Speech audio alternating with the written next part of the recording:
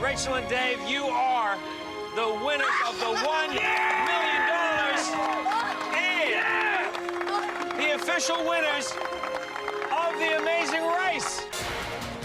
Through 12 legs, 5 continents, 9 countries, and 36,000 miles, Madison's amazing racers were the team to beat. During last night's season finale, the entire city of Madison uttered a collective gasp when Dave and Rachel made their first blunder that almost cost them $1 million. But that only made their win even more amazing. And Dave and Rachel Brown just got back from New York about an hour and a half ago. Welcome to Live 5. Congratulations. Thank you so much. Thank you.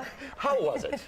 Oh, it was unbelievable. I mean, what an experience of a lifetime. You attempt to avoid the word amazing, but it's so amazing. Aptly named.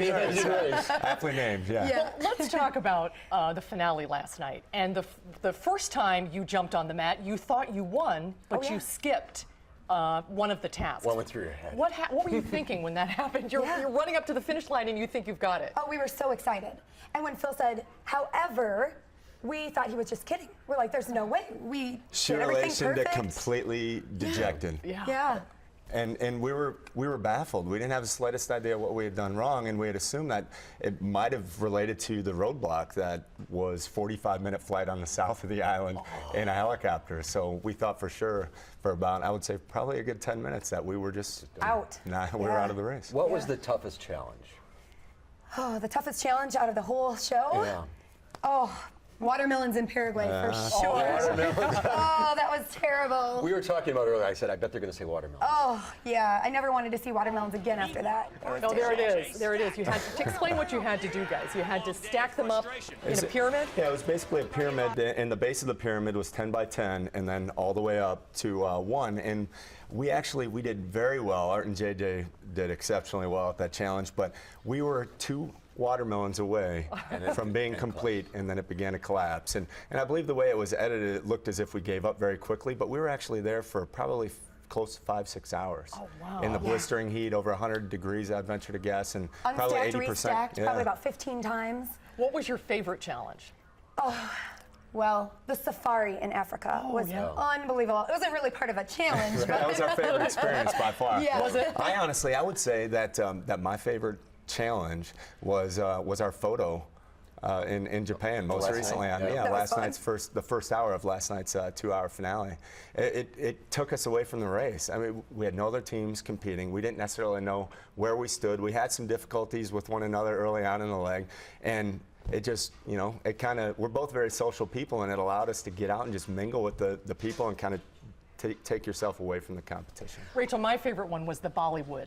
Oh, I love that one too. You killed that challenge. That was fun. You were the only one who got up and got it right the first time. Oh, and that goodness. really seems to be the key to your success, that whether it was the sledding or the dancing, you did it once and you did it right. The chicken game was hilarious. But there you are. That was a really complicated dance to learn. And it kept going on and on and on. It never stopped. So what did you learn about each other?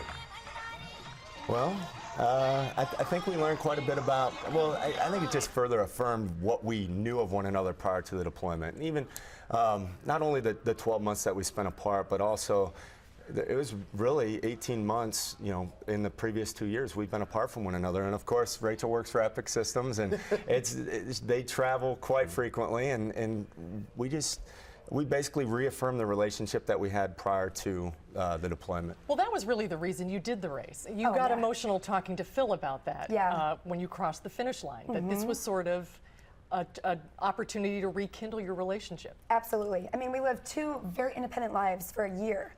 And to be able to come back together and make sure that we're working together on one effort was such a great experience. And the bickering, that was a lot of editing, wasn't it?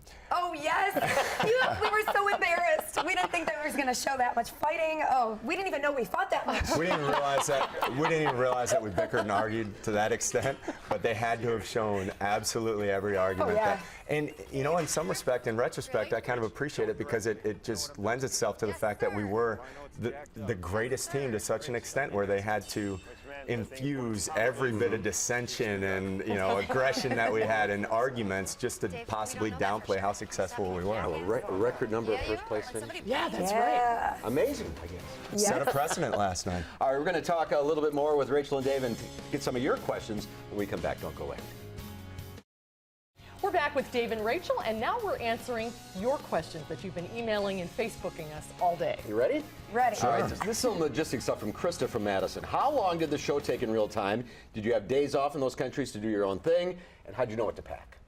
Okay. So how long did the show take? It took between Thanksgiving and Christmas. So about 25 days? Yeah, it was about 25 days total time, real time. And as you said, like the watermelons took like 5 hours. Right. What was the day like? It was honestly, each individual leg that you see a leg, and you just assume it to be a week because the next leg that you see is next week's episode. It could be anywhere from 24 hours to upwards of 72 hours when you consider flight. Oh, really?